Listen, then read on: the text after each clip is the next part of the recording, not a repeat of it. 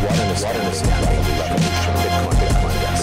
Bitcoin is immune from attack. Welcome to the Crypto Show's Digital Cash Evolution right here on the Bloomberg Network. And today I am at Money 2020 in Las Vegas, Nevada. And my co-host, Chuck, it seems like we're never in the same place. And today he is at Politicon in, I don't know, what would you describe California as? The socialist bastion of America or what?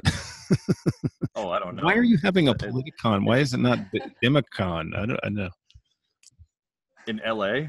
Yeah. It's like the Comic-Con. Yeah, there Comic-Con you of go. Okay. Comic-Con. Comic-Con. Comic-Con. Yeah, not Comic-Con. Politics. Oh. It seems, yeah, I mean, I've seen, there's a number of different organizations here that are politically oriented and socially oriented. A little closer to your mic. And MSNBC is here. Free and Equal is here, and Christina Tobin is here with Free and Equal, and myself, Joel Valenzuela, and Alan are here with Dash, and we're kind of working a booth downstairs. Mm-hmm. Christina, why don't you share with the audience like what Free and Equal is all about, and also maybe a little bit about yourself? Sure. Here at Politicon, we are in the belly of the beast. I mean, our booth is right next to MSNBC and the Washington Post, so that's been interesting for us. But Free and Equal Elections, I founded in 2008. It is a 501c3 nonprofit organization whose mission is to broaden electoral choices through education and direct positive action. And we've had a lot of direct positive action the last decade this organization has existed. Mm-hmm. So you're talking, the organization has been functioning now for 10 years. Mm-hmm. And in these 10 years, what sorts of activities are you doing to educate and bring people into the election process? 17 years of age, I wrongfully saw my dad, that is, he ran for governor as a third party candidate, libertarian in Illinois. And I saw him wrongfully knocked off the ballot. And I saw the injustices of the electoral system, seeing that third parties and independents had to get 5 times more signatures than the D's and R's. And so for a decade, I spent a decade of my life from 17 to 27 helping to get, I felt, accountable candidates on the ballot across the political spectrum, from the far left to the far right, more so independent leaning. And then in 2008, I worked as a national ballot access coordinator for independent Ralph Nader, whom leans to the left. I would have done it for Dr. Ron Paul simultaneously. So in helping to gather over 1 million signatures to get candidates on the ballot, I realized, wow, it's really time to take this to a national level. And in 2008 was the creation of Free and Equal Elections. We hosted our first presidential debate at the Mayflower in DC. And I learned from Ralph Nader, Dr. Paul, and so on, that the Commission on Presidential Debates is one of, if not the strongest tools that the two-party, really one-party system uses to divide and create this false illusion that there's Ron Paul often said, what do you mean a second party, or what do you mean a third party? We need a second party first. I recently had a call with Dr. Paul and Dennis Kucinich, former congressman on the left. Kucinich, I find them both to be accountable on the left and right. And Dr. Paul did say that it's not a two-party system. He said it's a one-party system. Here's what was very interesting. When Dennis Kucinich was asked who he would pick as a vice president, very quickly, without thought, he picked Ron Paul. They're both two good men, and in 2012, Free and Equal Elections raised the bar, and we hosted another presidential debate at Chicago Hilton. I co-moderated with broadcast legend Larry King. We reached modestly tens, if not hundreds of millions, I don't know, of people. It was beautiful to see the debates expand, and then in 2016 we did a debate co-moderated by Ed Asner of the Mary Tyler Moore Show, Mr. Lou Grant himself. So I really am about bringing more voices and more choices together, and that's our slogan at Free and Equal. You can check us out at freeandequal.org, Free and Equal Elections. Were you helping Gary Johnson on his suit to get equal access to the debates? No, I actually connected him with Jill Stein. She came in as the plaintiff, but this last election cycle, I got helped get Gary on the ballot in like 3 states maybe, and Jill Stein in 7 or 8 states. If there were to be an independent candidate that ran in the future elections in 20 or 24, I would be the girl to get them on the ballot. Historically, I'm the only one who has led an independent presidential candidate, and with Ralph Nader in 08, because of the team I surrounded myself with and oversaw, we got him on the ballot in 45 states plus DC. We didn't have enough money for all 50 states, exceeding the Libertarian Party, which has a lot of history and familiarity with ballot access. So I am a true advocate for reforming our electoral system, and my reputation and history definitely shows that. And my father too. He's a pretty cool guy. What does Politicon look like there? I mean, is it mostly conservative? Is it equal across the board? Are there libertarians? I mean, what's the scene there? I'd say it's very varied. I've seen people from all Yes. walks of life, left and right, but also very extreme left and very extreme right. I mean, there does seem to be an attraction of a lot of different kinds of people here. The founder of Politicon's the former producer of American Idol, and this is the fourth year Free and Equal Elections has been a part of Politicon. I found it to be quite independent, and they've treated us well, and I've worked on the inside with the team. They've been really delightful to work with. So I'm excited to have Free and Equal here, and we're looking forward to coming back next year as well. What do you Christina hosted? Oh, go on. What do you think about this new walk away campaign, or where a lot of the left is walking away from the Democrat Party, and will we see something like this for the Republican Party? Well, I guess we already did with the Tea Party, but where do you see that going? I think it's time to walk towards something. In the recent call I had with Dr. Ron Paul, he stated, and it truly resonated with me, that when an idea comes, nothing will get in his way. And you may recall Paul's quote in the past, if we're ever going to bring about revolutionary changes, I like to drop the R and say evolutionary changes. He said, Yes. Two things would need to be involved: the youth and music. So I did plug the presidential debates. Free and Equal Elections has held 4 years in a row our United We Stand events. We're evolving into a United We Stand tour next year, and we're going to be incorporating blockchain voting into that tour and launching our election assistant app. Right. I was a Republican delegate trying to get Ron Paul elected, and I do remember going to all of his events and having quite an eclectic group of musicians there to help with Jordan Page and Tatiana and all the rest. And in fact, that's where I heard about this walkaway. Is Jordan Page is going to be opening this event in DC. I guess it's in a few weeks. They're expecting 50,000 people, so that should be pretty interesting. So the panel that Christina hosted here at Politicon was related to blockchain voting, and Sterling, who we interviewed not too long ago, was on that panel.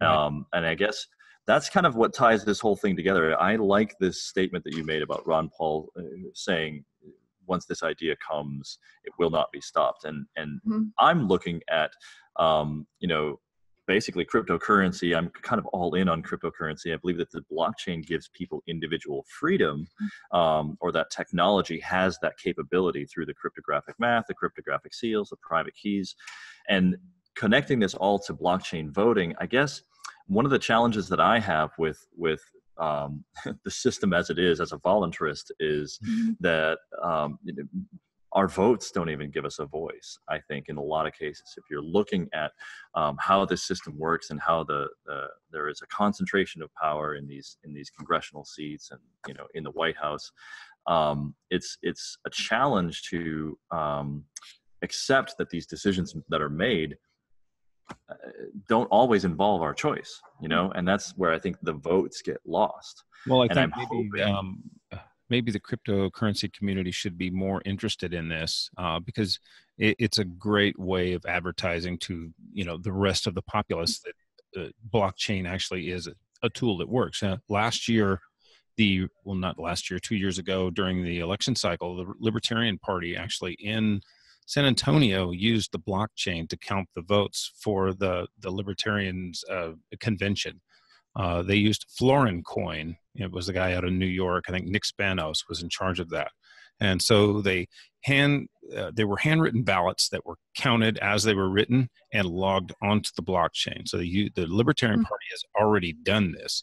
So I think if the other parties can start doing this and the general public realizes that there is, something very interesting about the blockchain. It's a great way of advertising cryptocurrency and the blockchain. I mean, look at Venezuela. It's a perfect example.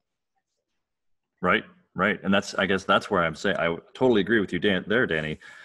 Cryptocurrency and blockchain communities need to look at what's going on in these political systems, because, I mean, ultimately, if we're going to disrupt all of these fractalized niches of our society, we need to be engaging with them. And that's why I like being present here in these random situations with Dash, with Free and Equal, getting out into these places. I think when I was with the core team, I was at the Vehicles and Internet of Things Autonomous Conference. We were the only cryptocurrency there. I think here, we're the only cryptocurrency here. I think that getting these cryptocurrency presences out into these various mover shaker communities, even political. Here at Money 2020, Dash is one of the top tier sponsors. In fact, I've actually already been upstairs in the exhibit room that's not open yet. And right as you walk in the door, there's a huge Dash display. So it does set, I feel, Dash apart from the other cryptocurrencies, because you're expanding beyond the bubble of comfort, right? The crypto world and to different worlds. And that's really how you become nationally or even world renowned. And with our panel that we did yesterday on crypto and blockchain voting, it is very clear to me that the synergy of elections and technology coming together will create something unrecognizable. And the blockchain voting app that we'll be launching in 2019, Free and Equal Elections, called the Election Assistant app, we hope to have powered by Dash. But in any case, as that launches in 19, we will recognize that blockchain voting will revolutionize our voting system and bring about political transparency. So taking the messages of leaders like Dr. Paul, again, that idea through the music and incorporating 432 hertz. I mean, these are the things that it will be evolved into the coming years. So I'm excited, and I'm really commend Dash for coming to this event at Politicon and again expanding its horizons. That's really going to set you guys apart. And what makes it really interesting, I think, and maybe the listeners aren't like completely aware of this particular nuance, is that, you know, the crypto show is partially funded by the Dash Masternode Network, and there are many different projects, including Dash Core Group. There was a Ben Swan proposal. Great There's a lot of different interesting projects that are voted on a monthly basis, and this is where, you know, we have a functional system that has a voting mechanism built into the protocol that is funding many different projects, and that is its purpose. And I think that that's why organizations like Dash and Free and Equal can work together. There's some basic principles, some core principles of voting and saying, you know, getting projects done with your voice. And I think that in the case of Free and Equal, getting the voices on the ballot, I think that's at least one way that we can kind of connect and unite. And I would really like to see how this application comes about. Maybe you want to share some of your ideas as to what you think is absolutely necessary in this application that is intended to enable blockchain voting or bring the various voices on the ballot, on a ballot. Well, to speak to the app itself, I can do that. But you mentioned a little bit before about people not feeling like their votes count, and I get that to not vote. No, but for me, I personally haven't even voted for a presidential candidate yet, because there isn't one that I have completely supported. It wasn't until this last election. I need to introduce my candidate. My candidate is I vote for SpongeBob every year. I wrote him in as the vice president with Ron Paul during 2012, and I've just been writing him in ever since. I did finally vote for a local candidate last election, Dwayne Lee, in my local town of Cambria, because I 100% aligned with him. Wonderful, kind human being, compassionate, cares about our community in Cambria. But I think the two big reasons why people don't vote, there's many more, is does our vote count? Well, the solution looks and seems and appears to be is blockchain voting, having that on the ledger. And that's what we want to educate people about in our tour. But also, it's not really exciting. Like you said, SpongeBob, I'm kind of waiting to vote for a presidential candidate. We need to ignite an independent candidates movement, really inspiring people through the music, the synergy, of what I spoke about before, to run for office. The kind of people that aren't seeking to run for office, but are asked by their constituents, the people in the community that are involved, and the people in their community ask them to run. Those are the sort of mindsets. And I think it's going to be people that are not only familiar with elections, but have technology and science, that sort of background as well. So I think when we can resolve those two factions, we're going to see more people come out to vote than ever. Interesting. Well, Danny, do you, it sounds like we might be wrapping up our first segment here. Do you want to pick up and I can elaborate on the election system app next segment. Okay. Yeah, hold on just one second. Vinny Lingham is here, and I want to ask him to come back after we're done and do another one if you have some time, Chuck. Okay. Yeah, we were hoping to grab some lunch, but if you don't mind waiting. Well, I mean, we can schedule it for a little bit in a little while. I just want to catch up with him and let him. Okay. Know. Okay, hold on just a second. Okay. Sure.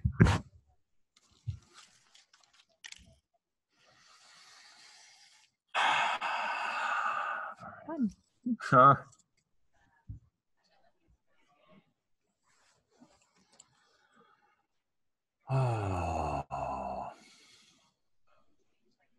Every day is like, for the past 5 weeks has been like, I've got a list of things to do that's long that I can possibly achieve. And that's because you're an adult now. That's what happens. Remember when we were like little kids and we're just kind of, what are all those adults thinking of? Right? Yeah. I go back to that place. Okay. I put myself back in that place often. All right. I may have actually interrupted a little bit, but I think they can edit. Someone else is already interviewing him. I just let him know that we wanted to get one with him. Okay. Cool. Danny. All right. You ready? Yeah. You want to bring us back in and then we'll go? Another 11 minutes? Yeah. Okay. And welcome back to the Crypto Show's Digital Cash Evolution on the Bloomberg Network. And we are still joined by Christina Tobin, who is part of Free and Equal. And Chuck and her, my co-host, are in Politicon, is it? That's right, in LA. Mm-hmm. Oh, yeah, thanks. I thought it was Comic-Con. They had over 10,000 people last year at Politicon. I'm gonna get slack for that. Sorry, Politicon.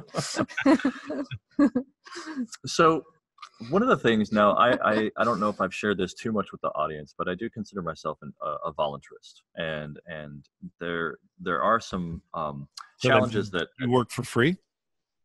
That means that I believe that all actions should be voluntary in nature, and any amount of coercion should be questioned as to its legitimacy. And I especially take issue with organizations that claim that they have a monopoly on violence in the case of self-defense and other cases where they'd like to institute certain actions on others.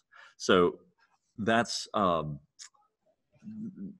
of the questions that I have for a person like Christina Tobin, who is supporting this kind of voting system, this architecture, this hierarchy of the government that has a monopoly on violence. One of the problems that people like myself and other people in my community have with these systems is that you tried to address the lack of voice, but I think one of the challenges that we have is that there is this fundamental principle of installing an individual to take on the power of this hierarchy, basically to drive the ship. And many of the people in my community just believe that ship is fundamentally broken and has an inherent will to steal, to tax, to regulate away people's freedoms, rather than just simply, I think, where you go a little bit more libertarian, just simply protecting individual freedoms, as the only purpose of government. How do you answer those people? How do you address those people who have concerns that the system itself is fundamentally flawed, and then continue to, like, if they were to ask you, why do you continue to support that kind of system?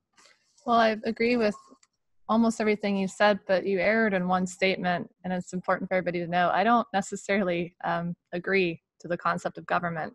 So having a friend throughout the years evolved. He recently came to Cambria. Mr. G. Edward Griffin, the author of The Creature from Jekyll Island, has taught me many things about how the government was really created to protect us, not to govern us. And so my question is, how do we reform the system in a peaceful way? I've been at Anarchapulco the last 2 years in a row. Jeff Berwick's actually spoken on our stage at United We Stand several times.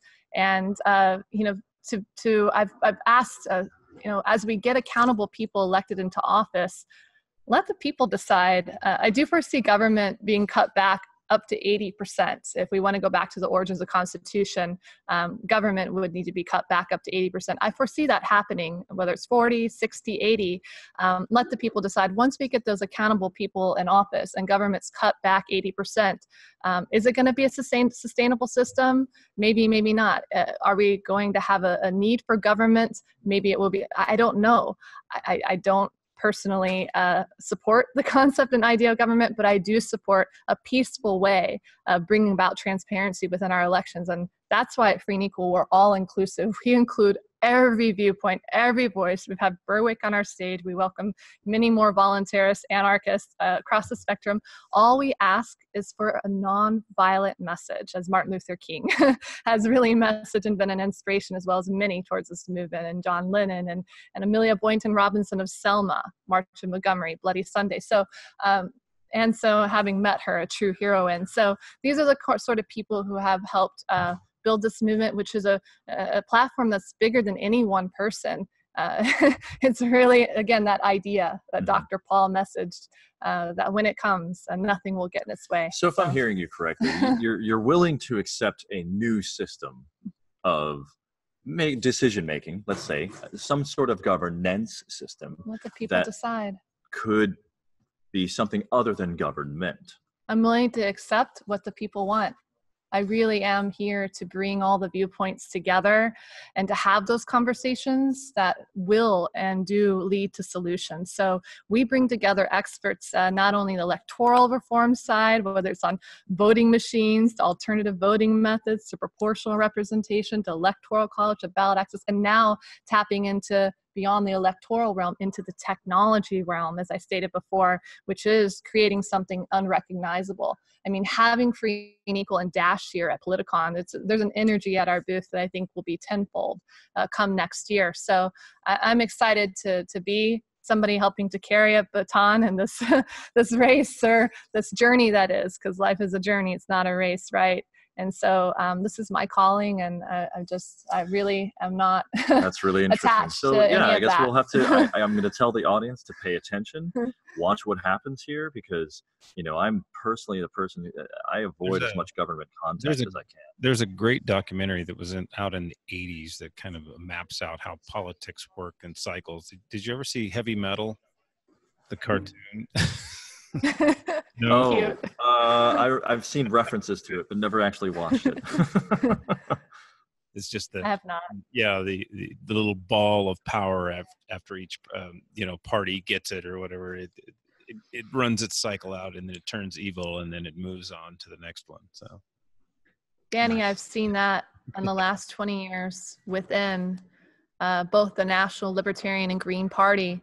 I've seen purity, but I've also seen that as parties become larger, they inevitably become infiltrated. I've seen that within both the. That's what worries me about the parties don't work. That's what worries me about the Libertarian Party, is they're trying to replace the two evils. But then what happens when they become one?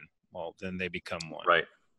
Right. And I guess that's one of the issues that people who would prefer to disengage from government entirely, that's the problem that they have with government, is that it seems to be structured in such a way that it systemically ends up in this very particular place where the people who are engaged with it are pandering to get into a position, and then once installed, there's little to no accountability. And I can see that might be why you would say, well, I want to work with accountable people, because they're going to hold themselves accountable, which I think is a good kind of ethos to have when you're developing relationships with individuals. But the challenge that I see is you're seeing the same thing in cryptocurrencies as well, but you do have the ability to fork. right, exactly. And so you can opt out because it's all opt-in. And I guess that's one of the big issues also with like government. There really isn't an opt-out option. I mean, people, say you can move away, you can leave, but I just don't think that that's a realistic option. And I feel like cryptocurrencies and the abstract nature of projects like BitNation or e-residency programs or countries that are kind of crypto friendly and offer global citizenships that are kind of starting to bubble up, maybe these are also options too. I think that the governments are going to see that their people are no longer bound by geography. And I think this is one of the transformations that's going to be coming out. And that's why I think that the mechanisms of voting and geographic controls over regulations and laws, I think we're seeing the beginning of a disintegration there and a disruption by things that are global in nature, like cryptocurrencies, like Dash, like these token projects. And maybe that's the option that I would like to encourage people like you to like consider. Maybe there is this, rather than just helping us in this American way of life to do these things and make these decisions within this kind of structure that may not be ready for the future, maybe we just go global and start to build those options at a global nature that also Americans can participate in. Whoa. And I guess that's one of the things that I'd like to posit or propose. Awesome. I got distracted global, there for a second. Somebody's expensive camera almost fell over. So. Yeah, we'll go into more elaboration on that later. I'm eager to learn more. I don't my mean mind rolling and just kind of wrapping into like the whole world, global, great, but is watching the United States of America. And when something rises within the U.S., I do foresee that happening, that idea, it will expand throughout the world and become global. So we do need to fix things from within the United States first peacefully. But I would be excited. I'm excited to learn more of your vision from the global standpoint, very open-minded to incorporating that concept in what we're doing. You know, I had dinner last night with Ed Asner of the Mary Tyler Moore Show, Lou Grant, legendary actor, and he was our co-moderator of our 2016 presidential debate. And I wrote down this quote at dinner. He said, it just resonated. The victor in elections comes from those who disbelieve. And it just really struck with a chord with me, because the time for people to start believing and real change and real hope is coming. And when you look at the history of the American Revolution, it only took 2-3% of the people coming together around that idea to make history. And this time I foresee that not only happening, but also we don't need to keep repeating the same chaos over and over again. And now that we have technology, internet, blockchain, not only going into the electoral realm, but it's also important to have blockchain in the technological realm, right? As we evolve into the future of cube satellites or AI and so on. But right now the focus for Free and Equal is elections. I'm looking forward to learning more about the global part. But where I'm at right now, and willing to evolve beyond this, but I do see the congressional races far more important than the presidential races. Mainstream media leads us to believe otherwise. And so when that independent candidate movement rises and replaces almost every member of Congress, I think Thomas Massey is the only one I'd be like, you can stay. But pretty much every member of Congress with those accountable individuals that I mentioned, that are not controlled by money, but listen to the people, that serve as a duty, run for office. That's when we're going to see peace and compassion rise, not only through the U.S., but the world. So we're talking about accountability in voting on the blockchain. Are you aware of any projects that are coming out right now that are doing kind of implementing blockchain and voting? Or well, there was one that one of your panelists brought up that's happening in West Virginia, was it? They're actually going to be conducting a county seat? It's a small population. Where they're doing a live blockchain test with their voting systems in this, is it a West Virginia county? West Virginia, she mentioned. Yeah. We'd have to go back to that video. You can actually go on our Free and Equal Facebook page. has not been censored yet, but you can go on that page and see that panel there. Zini Jarden spoke about that. But into 19, we do plan on incorporating the blockchain voting in our tour. It has been discussed that maybe the last stop of our tour will be at Politicon, which will they will implement the blockchain voting at Politicon and potentially have a stage here for United We Stand. So it's an awesome team here. So we'll see if that happens. Well, let's just get. I want to take it to another level, but I love that's happening. But we got to take it to a national and global level very quickly. Chuck, Dash Evolution, is there anything in their smart contracts that would take care of voting? Do you see? Well, as a matter of fact, based on what I have collected during the early stages of the design of that project, what I'm anticipating coming out, I think by the end of this year, early next year, is the ability to register a username. Yes. And with that username, you can execute functions that will store data, and then that data will be hashed to the blockchain. And so eventually what you'll end up with is a way to, basically you can create a ballot with the data on a blockchain and register. So for instance, I see free and equal. You could register free and equal and own that name very much like you own a web address on the Dash network, right? And so anything free and equal, not only will you be able to receive payments by free and equal, but you'll be able to develop applications, dApps, as we're going to call them, like this voting app, register it in that free and equal name, and then you can store data that it will be structured in a certain way. For instance, a ballot. That ballot could be a data point that's tied to the application.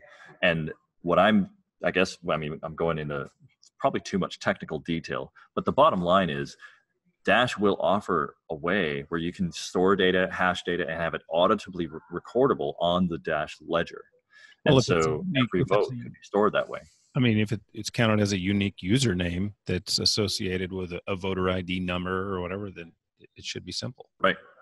Exactly. Right. So I think all we need to do is solve the identity problem. Because Joel was talking about that in detail, and so he had some pretty cool ideas. So we streamed that live on our Facebook page. Exactly. Today Yes. Too, if you want more information on that, go to the free and equal. Right? Valenzuela? Yeah, Joel Valenzuela. Good friend of mine. He's on Dash Force News. He had another Masternode funded project, Dash Masternode funded project.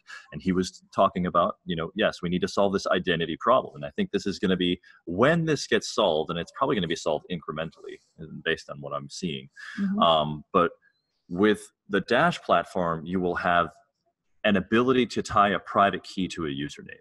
Beautiful. Now, in addition to data and storing that data and having the proof of work, proof of stake mechanism store that ledger, and so you have an auditable public record of any data that you would like to construct. Now, if we can get that connected to identity, in the worst case scenario, it's your social security number, right? Just like Equifax, or there's some kind of, but once you can get that, then you can have noses to votes, right? Because you don't want people voting multiple times, unless you do, because there are some interesting options for quadratic voting, and where if you want to pay more for your votes, there's some interesting things that could be explored there. But if we just want the one-to-one vote, a popular vote, we're one-to-one to start, I think that would be an interesting thing. And then, what I'm anticipating is, as we go in the future, there's going to be meritocratic style voting, where some people might have more of a say in an area of technology if they've demonstrated skills in that area of technology. And some people might have more of a say in areas of education because they've demonstrated skills and or history or successful projects in areas of education. I suspect that what we currently hold in our society as tribal knowledge of trust between individuals is literally going to move onto the blockchain in these ways. We're going to move trust onto these blockchains so that our reputations can now be carried, and then we can opt into sharing portions of those reputations. And that's what I'm seeing happening with these early stages of Dash. And, I feel like it's going to take us a decade to get there. Yeah. And then there's AI where it could just pick what you're interested in and vote for you. Right? Yeah, you're going to have suggested voting just like you have suggested music. You know? Where people are voting party lines, they could actually pick somebody off of what the issues are instead of party line through Right, right. And it won't be a single issue. At least you'll get a little bit more complex input, and you can use systems like that to enhance your thinking and give you more decision-making capacity rather than being manipulated by the emotions that, you know, a lot of politicians leverage these days. It would be all the more reason I would love to to see. decentralize. I would love to see it illegal for them to use an R or a D or any association with any party when they're representing themselves as candidates, so that people actually have to vote for what they actually mean other than. And that's where I wanted to hop in and have my phone here of Through United We Stand, the tour next year. As that evolves, we'll be launching our election assistant app, which will inform voters of all their candidate choices and valuable candidate data to help you make conscious voting decisions, not just from two parties. So imagine every single DR, third party independent candidate being listed, to how much money is being donated to their campaigns. Click here to create an online debate. Click here to run for office. Click here to learn about the electoral reform components we've actually held our 5th annual, 5 years in a row now, election reform symposiums strategically. So we're going to take all the videos from those experts and incorporate them into the app and so on. So click here to register to vote, get involved, become a poll watcher in your community, and so on. So I think that I agree with you on the sense of seeing each candidate as an individual, whether they're with the party or not. And we have now historically first time they're being have a candidate that got elected that was not an insider of the two-party system, Donald Trump, right? And that's a good thing. And people are more engaged than ever. I think we can all agree those two things are great. All the other differences aside, but with Trump getting elected, people are more engaged than ever, and he is an outsider of the really one-party system. It would be very interesting to see what these candidates would actually represent if they didn't have to kowtow to a certain party. So if they weren't, Republican or Democrat, just think of the ideas they would be able to come up with. There would be so much better ideas. And imagine a blockchain voting app in there, voting up, right? Kind of like of the ideas of a certain candidate. So you're like, whoa, that candidate's got some love behind him or her. So that's what we're going to incorporate into the app as well. And also educate these candidates and people to get used to the aspects and ideas and how to use blockchain voting. So then when those candidates get elected, they can implement that into the system. Just bring about transparency. Just hire American Idol and let them handle it. Well, let me talk to Simon of Politicon, but he actually, he's not with them anymore for a reason. Well, what do you say we wrap it up here, Danny? That sounds good. All right, cool. So, Christina, thank you for coming on. Thanks for having me, guys. If people want to learn more about you, how can they get in touch with you? They can go to freeandequal.org. And kudos, thanks to Crypto Show, the Crypto Show. I've heard about you guys for quite a while for all that you do, putting the truth out there. Awesome. And helping to give us a voice. A lot of it was by accident, so don't blame us.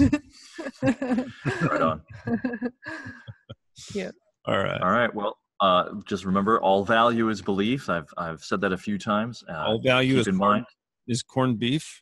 Yes. Thank you, Danny. And we'll see you next time, I guess. All righty.